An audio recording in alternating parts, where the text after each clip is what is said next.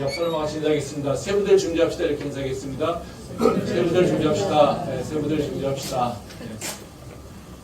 오늘은 마음 챙김인데 말씀 챙김이라고 하는 제목으로 말씀을 나누려고 하는데요. 지난주에 지혜서를 읽었죠. 이제는 선지서가 들어가기 시작했는데요. 이 구약 성경에서 지혜서로 분류되는 것은 욥기, 잠언, 전도서입니다. 그리고 시편하고 그리고 아가서를 통해서 시가서라고 해서 같이 묶여서 분류하기도 합니다. 근데 우리가 이 지혜서는 잘 알고 있지만 사실은 잘 다루지 않는 성경책이기도 합니다.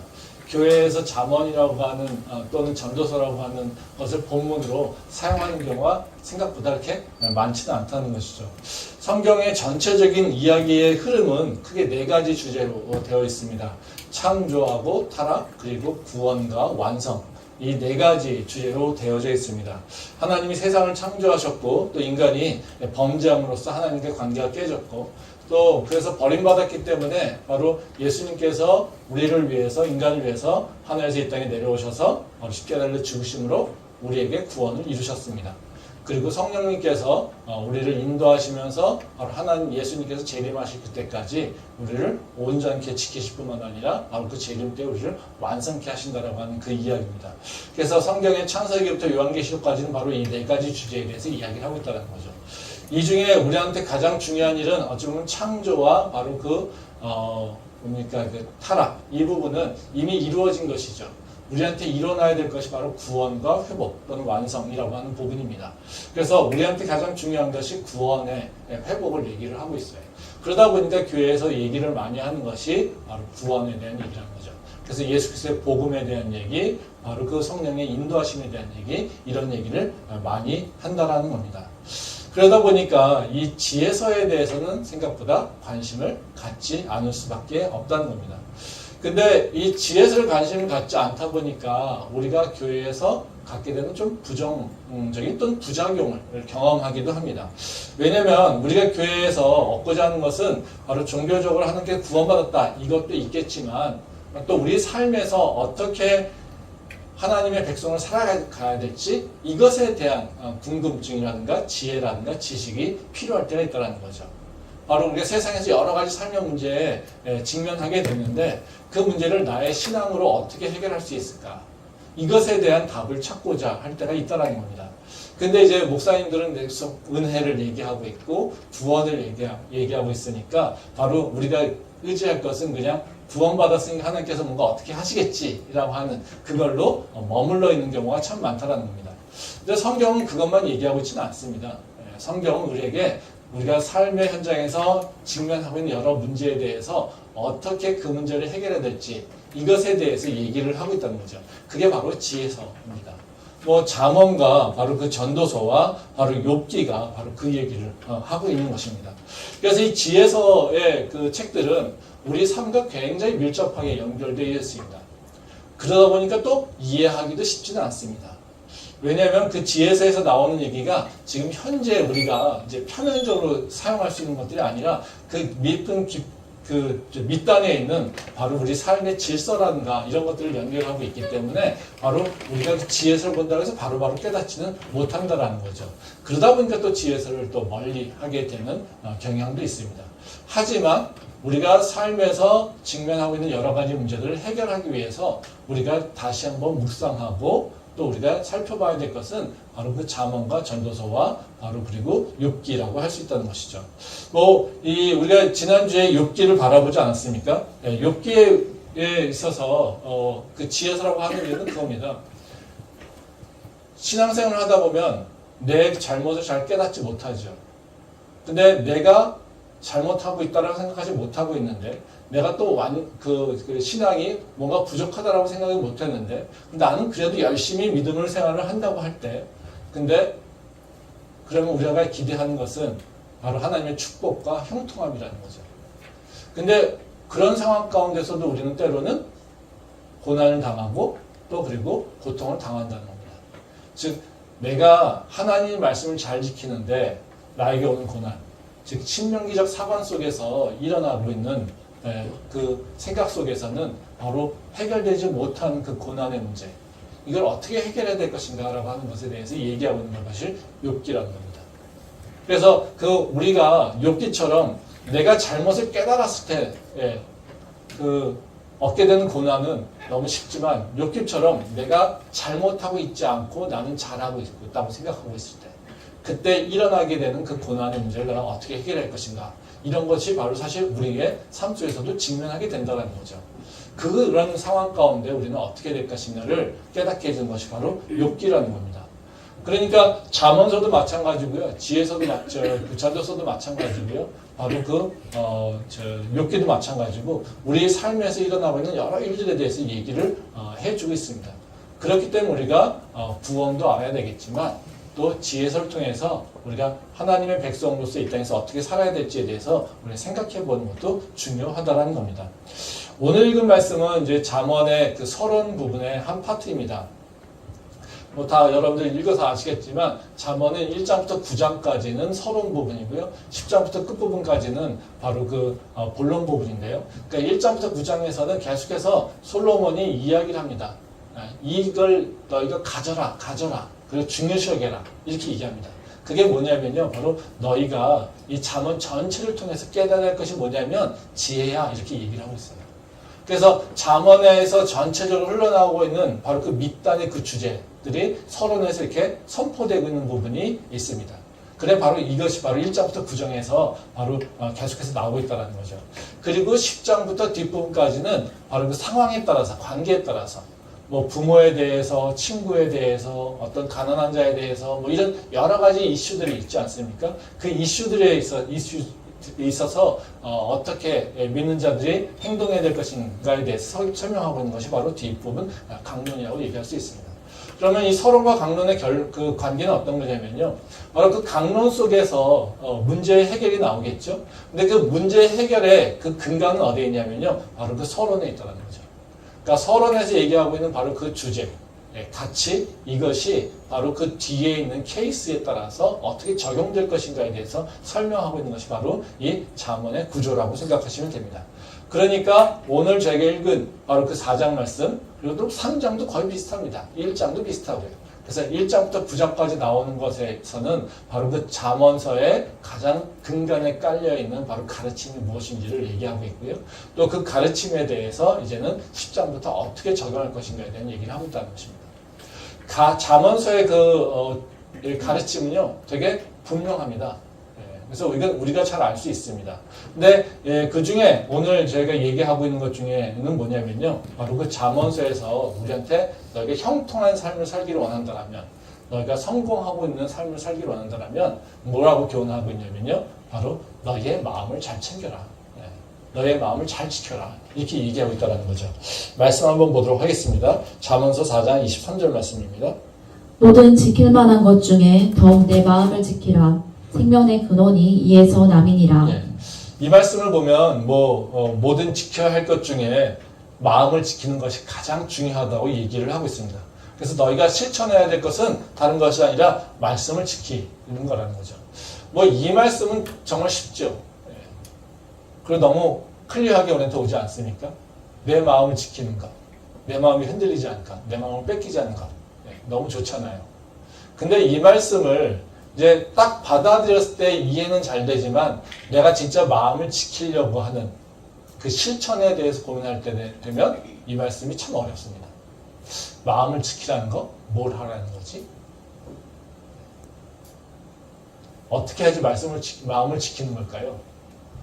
어디에다 기둥을 박아놓고 마음을 갖다가 이렇게 묶어놓을 수도 있는 것도 아니고요. 아니면 근거를 만들어가지고요, 마음을 이렇게 맡겨놓을 수 있는 것도 아니고요. 그렇죠? 마음을 지키라? 뭘 지키라는 거지? 마음을 어떻게 해야지 지키는 거지? 실제로 실천하려고 하다 보면 마음을 지키는 것이 뭘까라고 하는 사실 그 어려움이 있다는 거죠.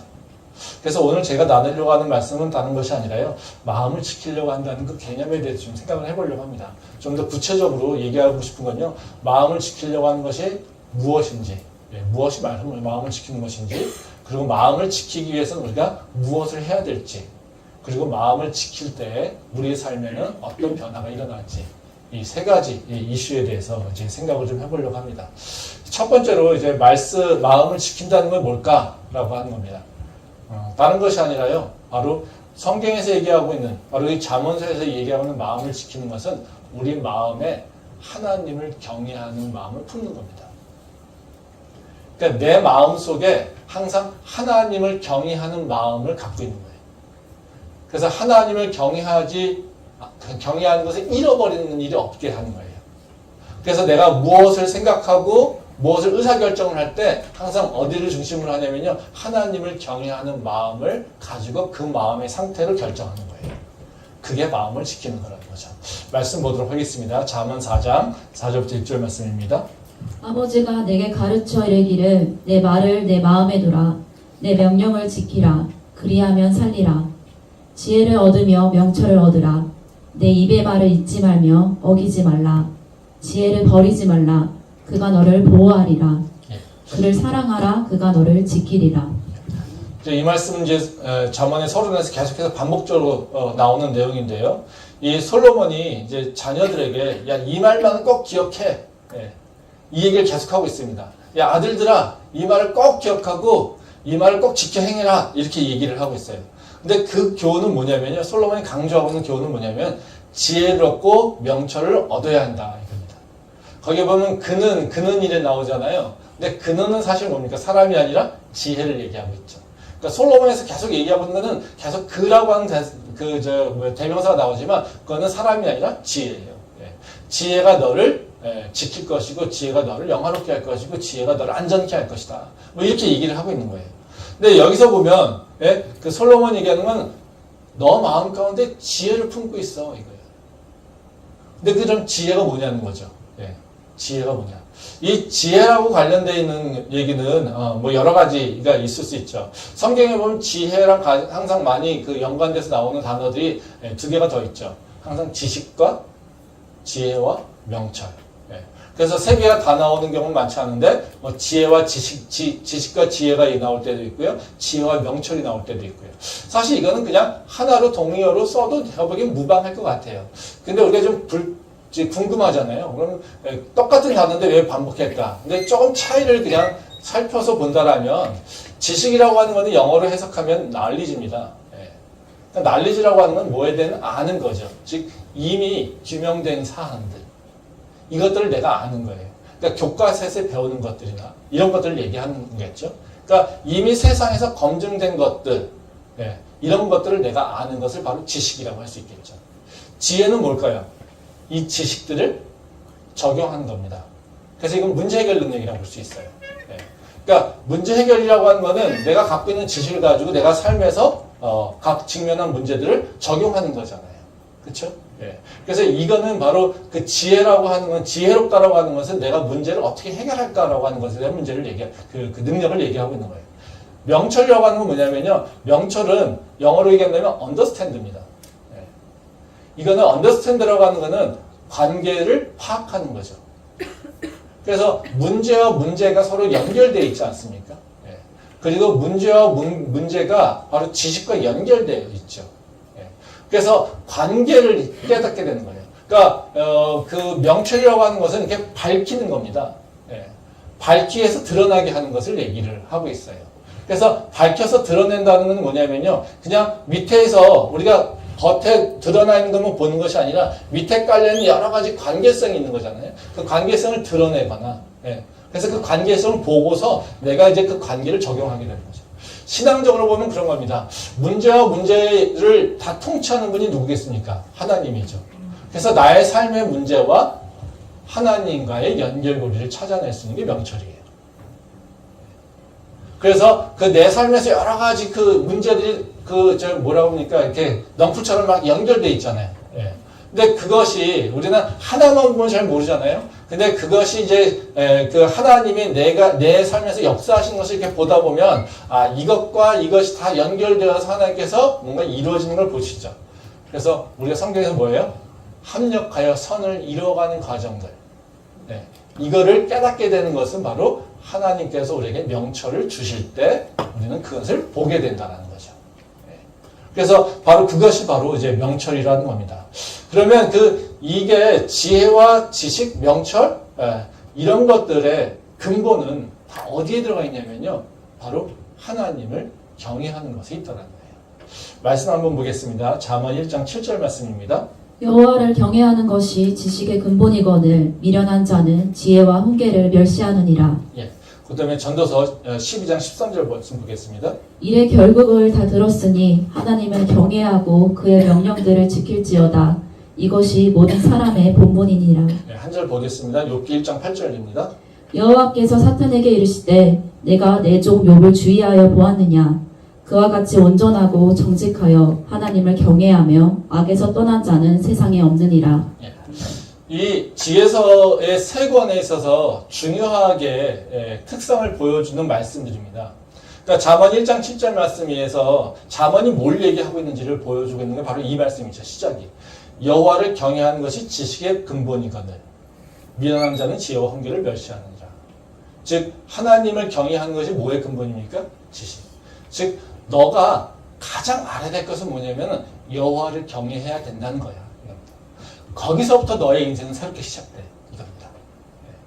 그러니까 네가 다른 것을 다 알아야 되는 건 이게 아니야. 너의 인생을 바꾸는 것, 너가 알아야 되는 건 뭐냐면 네가 하나님을 경외해야 돼. 이것을 아는 순간부터 너의 인생은 새롭게 인생이 펼쳐질 수 있어. 이것 위에 이제 지혜와 명철함이 더해지면서 우리 삶이 바뀌게 된다는 거죠.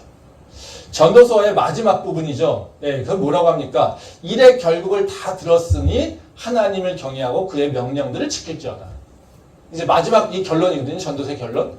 야, 내가 여태까지 다 얘기했지. 이제 처음 시험 뭐가 합니까? 헛되도다. 이런 얘기잖아요. 그래서 어떻게 끝납니까? 야, 너가 욕심부리고 네 마음대로 하려고 하지 말고 여호와를 경외해. 이겁니다. 근데 잠언서에서 얘기하는 거는 꿈을 뭔가 이루고 뭔가 이루는 과정 속에서 이제 지혜를 얘기해요. 근데 전도서는 조금 재미있어요. 반대 방향이에요. 그러니까 너가 못해. 이겁니다. 인간이라고 하는 게 한계가 있어. 너가 할 수 있다고, 너가 꿈꾼다고 다 되는 것이 아니야. 그리고 너가 뭔가 대단한 걸 할 수 있다고 생각하는데 전혀 그렇지 않아. 그냥 너는 할 수 있는 게 별로 없어. 인간이라고 하는 그 존재가 너무 미약하고 아무것도 할 수 없는 그런 존재라고 하는 거야. 네가 이룰 수 있는 건 없어. 너가 대단한 걸 이룰 수 없어. 이겁니다. 이게 좀 다르죠, 방향성이? 근데 결론은 뭡니까? 똑같아요. 야, 네가 대단한 거 할 수 있는 존재도 아니야. 너가 어떻게 그럼 잘 살 수 있겠니? 하나님 경외하고 사는 게 네 인생의 답이야. 이걸 얘기하는 게 바로 전도서 12장에 나오는 얘기하는 거죠. 아까 얘기했듯이 욥기 1장 말씀을 보면 이 욥을 어떻게 표현하고 있습니까? 뭐라고 표현하냐면 그와 같이 온전하고 정직하며 뒤에 하나님을 경외하며 이렇게 얘기하죠. 그러니까 욥을 여러 가지로 설명하는데 온전하다 이런 얘기를 통해 뭘 표현하고 있냐면요. 욥은 근본적으로 뭘 갖고 있는 신앙을 갖고 있냐면 하나님을 경외하는 신앙을 갖고 있어. 그러니까 이 욥이 지금 어때요? 지금까지 하나님을 경외하는 모습으로 살아왔어요. 그래서 자기가 하나님의 말씀을 잘 지키려고 노력해왔어요. 하나님 앞에 범죄하지 않으려고 했어요. 이게 바로 욥이 바로 계속해서 말씀을 중요시 여기고 율법을 중요시 여기고 바로 그 범죄하지 않으려고 하는 이유라는 거죠. 근데 예상치 않은 바로 그 하나님을 만나게 됐어요. 나는 문제가 없는 것 같은데, 난 잘못한 게 없는 것 같은데, 난 죄가 없는 것 같은데, 내가 이해하지 못하는 바로 그 고난을 경험하게 된다는 거예요. 그럼 이해하지 못하는 고난을 당했을 때 우리가 어떤 자세로, 어떤 태도로 이 문제를 해결할 거냐는 거죠. 만약에 여호와를 경외하지 않았더라면 욥은 어떻게 반응했을까요? 하나님 말씀 가짜네. 다 거짓말이네. 이거죠. 나 말씀 다 잘 지켰는데 나는 왜 고난당하지? 저 친구놈들 나보다 더 훨씬 더 못한 놈들인데 저 놈들이 나한테 와가지고 회개하라고 하네? 이런 하나님이 어디 있어? 이런 하나님이 공의롭다고? 절대 인정 못하지. 하나님 없어. 던져버리겠죠. 근데 욥은요? 어떻습니까? 그렇게 친구들하고 신랄하게 자기가 죄가 없다고 싸우지만 절대 하나님을 배반하지도 않고요. 하나님을 비난하지도 않죠. 자기가 한탄스럽다라고 하는 것에 대한 얘기하고 있지만 하나님은 나빠, 하나님은 이런 얘기는 하지 않는다는 거죠. 그리고 어떻게 해요? 끝까지 그것 고난을 찾아가면서 여호와를 경외하는 그 차원이 높아지죠. 그래서 내가 믿었던 하나님, 경외하는 정도가 어찌 보면 귀로 들었던 하나님이었는데 이제는 바로 하나님과 다시 만나면서 하나님의 경외감이 이제는 내가 눈으로 볼 수 있는 하나님, 그분을 만나는 새로운 경외감으로 들어가게 된다는 것이 바로 욥에서 얘기하고 있는 거예요. 바로 여기서 계속 얘기하고 있는 게 뭐예요? 지혜서에서 얘기하는 건 뭡니까? 하나님 살아계셔. 그러니까 너 두려워해야 돼. 너의 마음을 지킬 수 있는 방법은 뭐냐면 여호와를 경외하는 마음이 네 마음 가운데 항상 있어야 돼. 너는 너 마음대로 행동할 수 있는 게 아니야. 너는 네가 원하는 대로 다 행동할 수 있는 것이 아니야. 너는 하나님을 경외하는 마음으로 행동해야 돼. 이것을 얘기하고 있다는 거죠. 그래서 지혜서의 얘기는 딱 하나입니다. 하나님을 두려워해라. 함부로 행동하지 마라. 하나님이 살아있다. 이것을 얘기하고 있다는 거죠. 그러면 우리가 마음을 지킨다는 것이 하나님을 경외하는 마음이 우리 마음속에 항상 품어지는 거잖아요. 그럼 이게 어떻게 하면 품어질까라고 하는 거죠. 내 마음속에 하나님을 어떻게 놓치지 않고 하나님을 두려워하는 마음이 뭘 계속해서 가지고 있을까? 이것에 대한 고민이 있어야겠죠. 성경에서 얘기하고 있는 건 뭐냐면요. 다른 것이 아닙니다. 하나님 말씀을 자주 듣고 읽어라. 이겁니다. 말씀을 내 주변에서 계속해서 주변에 놓고 가까이 해라. 이럴 때 너가 하나님을 경외하는 마음을 가질 수 있다. 즉, 네 마음을 지킬 수 있다. 이렇게 얘기하고 있습니다. 말씀 보겠습니다. 잠언 4장 20절부터 21절 말씀입니다. 내 아들아 내 말에 주의하며 내가 말하는 것에 내 귀를 기울이라. 그것을 내 눈에서 떠나게 하지 말며 내 마음속에 지키라. 예. 거기 보면 내 아들아 내 말을 주의하며 내가 말하는 것에 내 귀를 기울이라. 이건 뭐예요? 하나님 말씀을 얘기하고 있는 거잖아요. 지금 자기가 얘기하고 있는 것을 내가 꼭 기억해. 근데 이 지금 솔로몬이 얘기하고 있는 건 뭡니까? 하나님 경외해. 그 지혜를 사모해. 예? 명철을 사모해. 이겁니다. 그런데 그 방법이 뭡니까? 21절에 보면 내 눈에서 떠나게 하지 말며 내 마음 속에 지켜라. 이겁니다. 예. 뭐예요? 가까이 갖고 너 계속해서 봐. 네 마음속에서 집어넣어. 이겁니다. 그러면 너가 마음을 지킬 수 있어. 이겁니다. 그러니까 우리가 내가 크리스천으로 사는 거 이것을 온전하게 하기 위해서는 즉 마음을 잘 지키며 사는 방법은 말씀 가까이 하는 수밖에 없어요. 평소에 말씀 보지도 않고요. 하나님 생각하지도 않으면서 내 마음을 지키고 여호와를 경외하는 마음이 내 마음에 품어진다? 이거는 안 일어나요. 끊임없이 하나님 말씀을 반복해서 읽어야 돼요. 가까이 해야 돼요. 이게 우리가 해야 될 일이에요. 그래야 내 마음이 잘 챙겨진다는 거죠. 이 마음을 챙긴다, 어떤 마음을 잘 지킨다라고 하는 것은 사실 크리스천들만 얘기하고 있는 건 아닙니다. 이 마음을 지키는 것의 중요성은요, 세상이 더 잘 알고 있는 것 같아요. 그래서 지금 시대에 그 마음을 지키는 것은 어찌 보면 교회보다 세상에서 더 관심을 많이 갖고 있는 것 같아요. 그래서 제가 이 말씀을 준비하기 전부터 이제 갖고 있었던 생각인데요. 그러니까 직면한 문제들인데 세상에서는요, 바로 마음 챙김이라고 하는 이 명상 프로그램을 되게 소중하게 생각하는 사람들이 많습니다. 그리고 그거에 빠져든 사람도 되게 많아요. 그래서 이제 마음 챙김이라고 하는 것이 어느 정도냐면요, 그냥 명상이 아니라 이제는 앱까지 개발돼 가지고요, 엄청난 투자를 받고 그 앱도 개발되고 있습니다.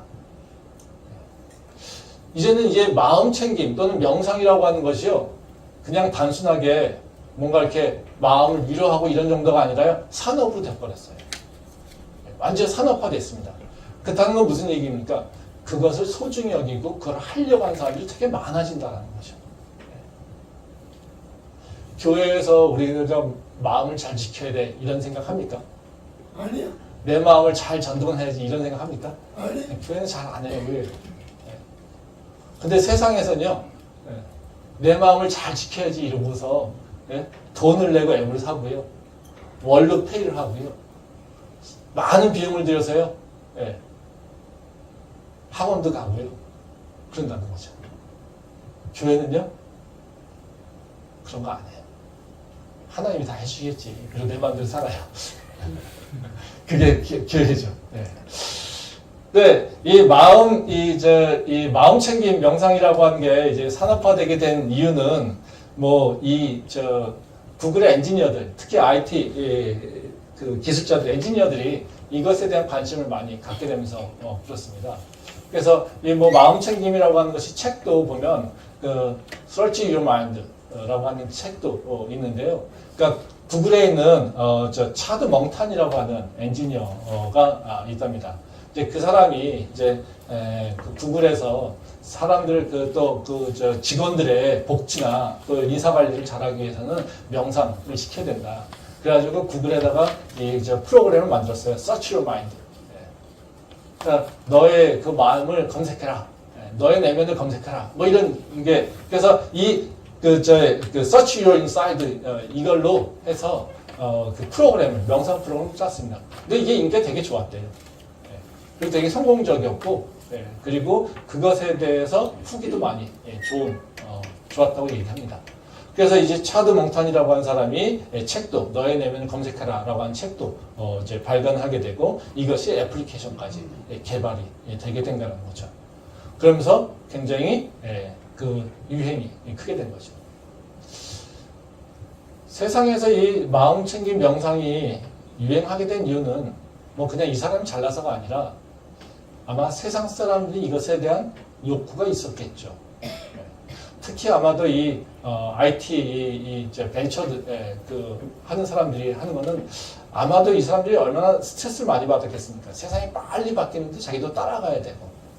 근데 뭔가 또 이 창조적인 산업을 해야 되는 일들을 해야 되는 사람들이잖아요. 그러니까 창조적인 일을 해야 되는데 마음은 생각은 돌아가지 않고. 그러다 보니까 자기 스트레스를 관리하고 내가 창조적인 뭔가 일을 하기 위해서 내 마음을 지켜야 된다고 하는 생각들이 있는 거죠. 또 치열하게 경쟁하게 되면서 자꾸 자신을 놓쳐가면서 회의에 빠지게 되고 자기의 삶에 대해서 뭔가 잘 모르겠고 나는 어디로 가는가 이런 그 의구심도 들게 되고 이러니까 이게 명상을 하면서 내 마음을 챙겨야 된다 이런 생각을 하게 된다는 거죠. 그러면서 이제 사람들이 자기의 내면을 돌아보게 되고 자기를 생각하게 되고 이러니까 이게 인기가 있을 수밖에 없다라는 거죠.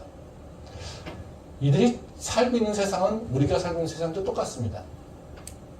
우리도 이들처럼요 굉장한 경쟁에 노출되어 있고요. 빠른 세상에 움직이는 것에 노출되어 있고요.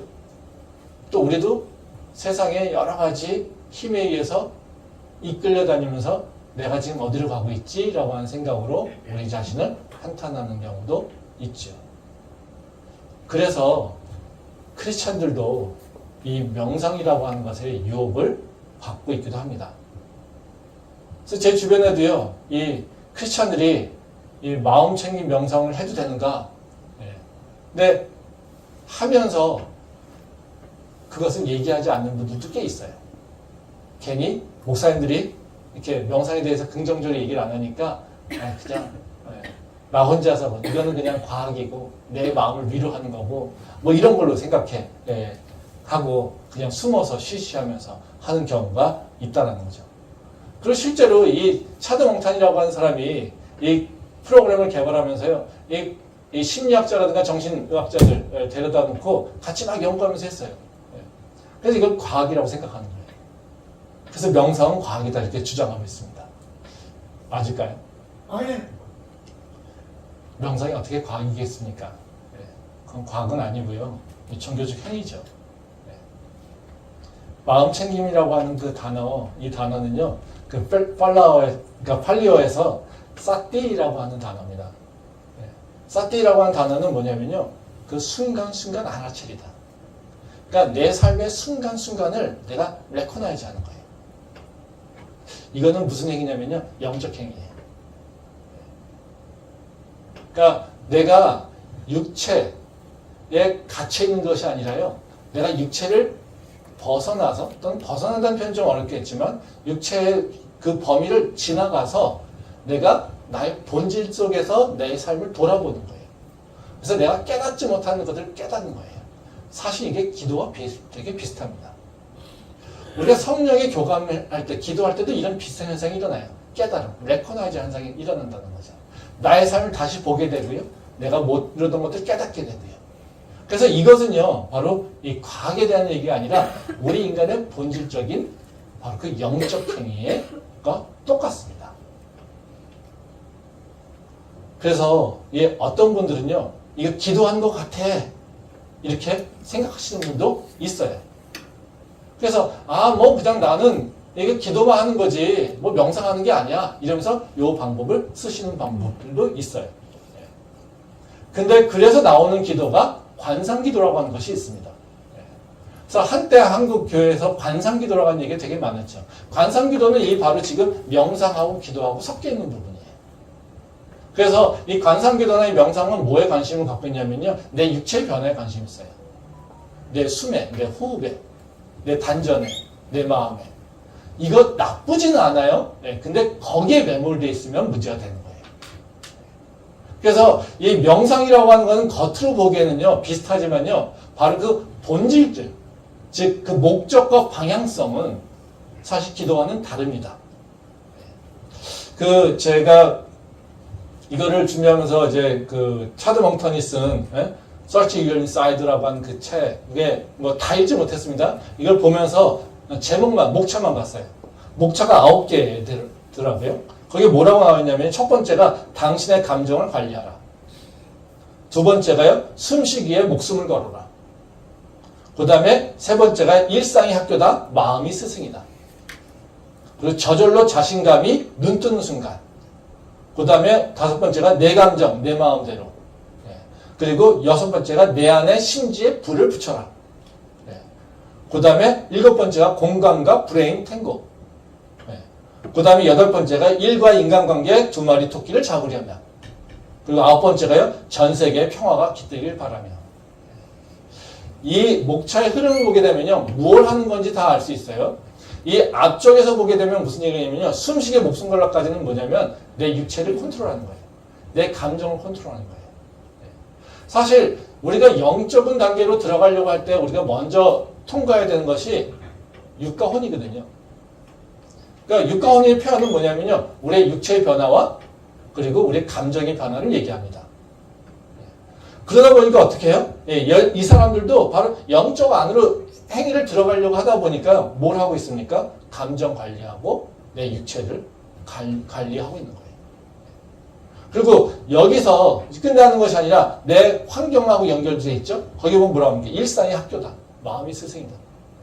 네 환경을 잘 생각해봐. 네가 왜 이렇게 지금 분노하고 있는지. 네 주변을 잘 생각해봐. 네가 왜 이렇게 외로워하고 있는지. 뭐 이러고 얘기하고 있는 거예요. 이게 얼마나 그러니까 사람들한테 이 매력적이에요. 그렇죠? 그 뒤에 보면 그걸 끝나지 않죠.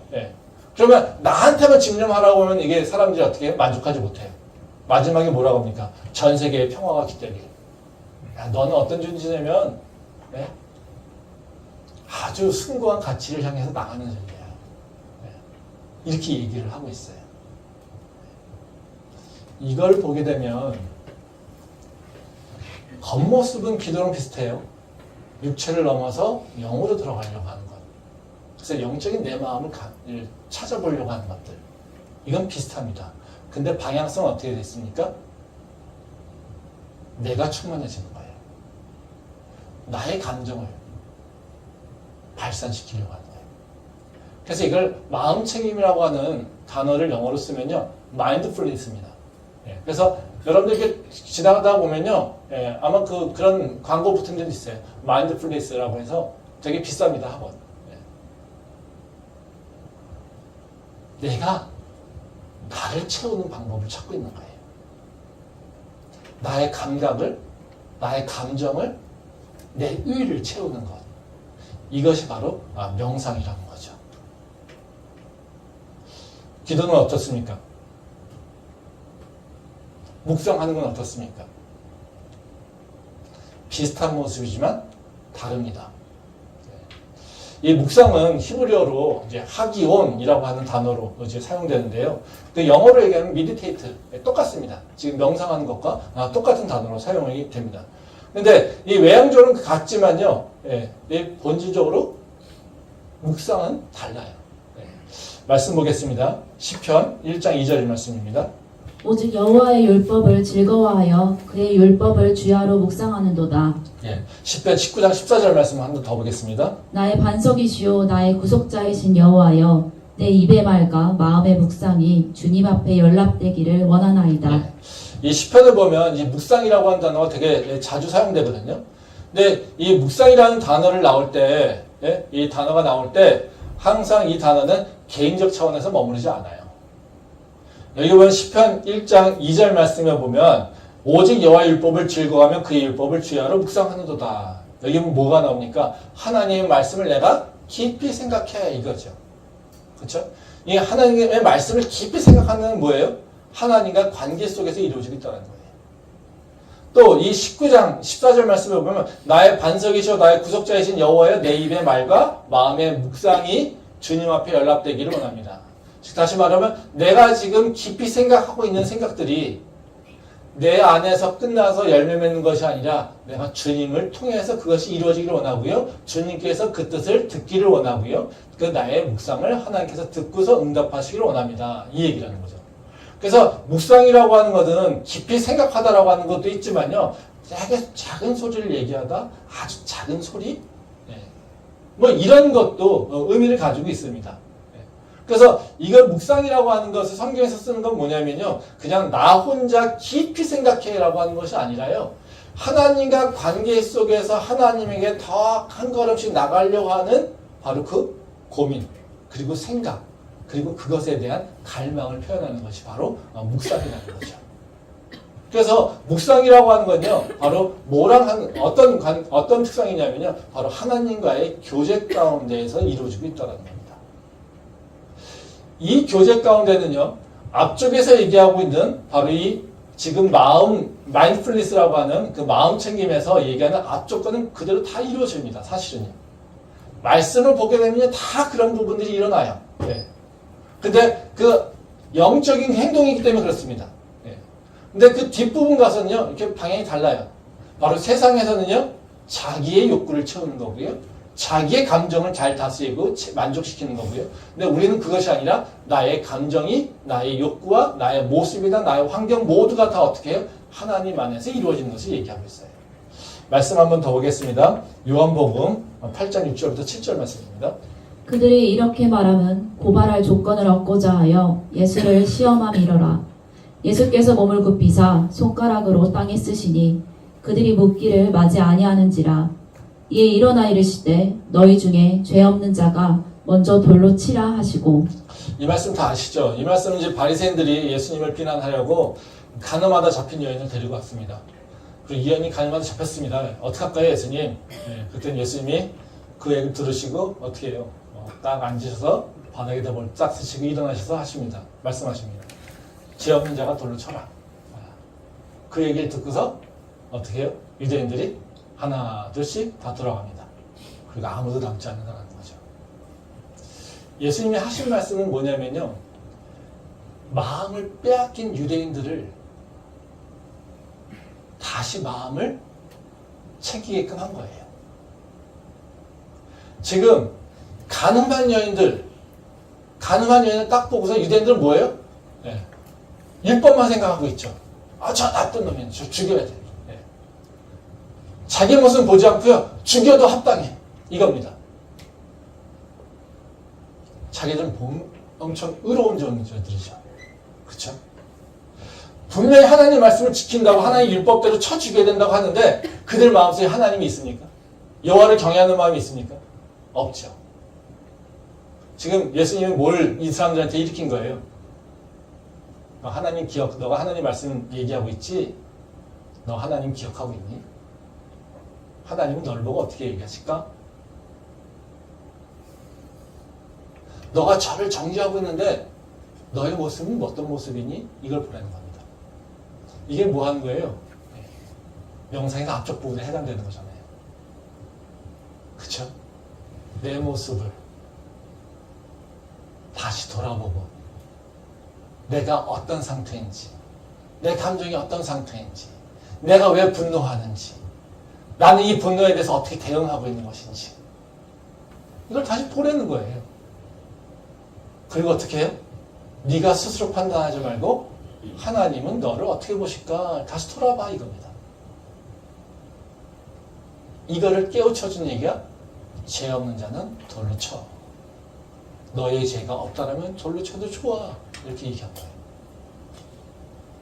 지금 예수님께서 우리에게 행동하는 것의 가르침은 뭐냐면요. 바로 지금 이 말씀입니다. 너희가 너희 모습을 다시 한번 살펴봐. 너희 마음 가운데 바로 하나님이 있는지, 너희 마음 가운데 여호와를 경외하는 마음이 있는지, 먼저 그것부터 살피고 너희가 의사결정해야 되지 않겠니? 이것을 지금 말씀해주고 있다는 거예요. 근데 우리가 기도라고 하는 걸 할 때 어떻게 합니까? 왜 세상 사람들이 크리스찬들한테 이렇게 크리스찬을 무시하는 줄 아십니까? 이 마음 챙긴 명상하는 사람들은요, 이 크리스찬들 기도하는 거 보면요, 되게 무시해요. 무식한 것들. 왜요? 우리는 내 몸을 보지 않아요. 달라고만 하지. 그렇죠? 예수님께서 우리한테 기도할 때 가장 중요하게 여기는 게 뭐냐면요, 바로 너의 모습의 회개예요.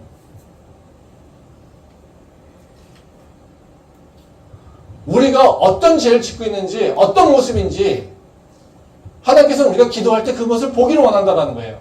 우리는 기도할 때 그런 모습 봅니까? 안 봐요. 크리스찬이라고 하면서 우리가 의사결정할 때 하나님 생각합니까? 안 하잖아요. 내가 하고 싶은 것만 생각하고 있잖아요. 내 육체에 붙잡혀가지고 내가 육체가 원하는 거 채우려고 노력하고 있잖아요. 나는 영적인 사람이야 이러고 외치면서 우리가 채우려고 노력하는 건 뭡니까? 내 영을 채우려고 노력하고 있습니까? 내 영이 강건해지려고 노력하고 있습니까? 아니잖아요. 내 감정을 만족시키고 내 육체의 욕구를 채워주고 이것이 채워지지 않으면 하나님이 없다라고 얘기하고 있잖아요. 세상 사람들은 본인들이 영적인 사람이라고 얘기하지 않습니다. 근데 그들이 영적으로 들어가려고 그들은 명상이라고 해서 엄청나게 수련이라고 하는 것을 하면서 자기의 모든 것들을 다 내어놓고 고민하고 있고 시간을 내고 있어요. 근데 영적이라고 하는 사람들이, 크리스찬들이 하는 일은 뭐냐면요, 바로 영에 대해서는 생각하고 있지 않고 오히려 뭐만 생각합니까? 내 육체가 채워지는 것만 생각하고 있어요. 그러니까 저 영적이지 않다라고 우리가 비난하고 있는 저 사람들이 우리를 보고 뭐라고 하겠습니까? 무식한 것들. 삼류 중에 삼류죠. 비난받아 마땅하죠. 우리가 육체에만 머물러 있으면 우리 인생이 잘 될 수 있을까요? 아니요. 아니요.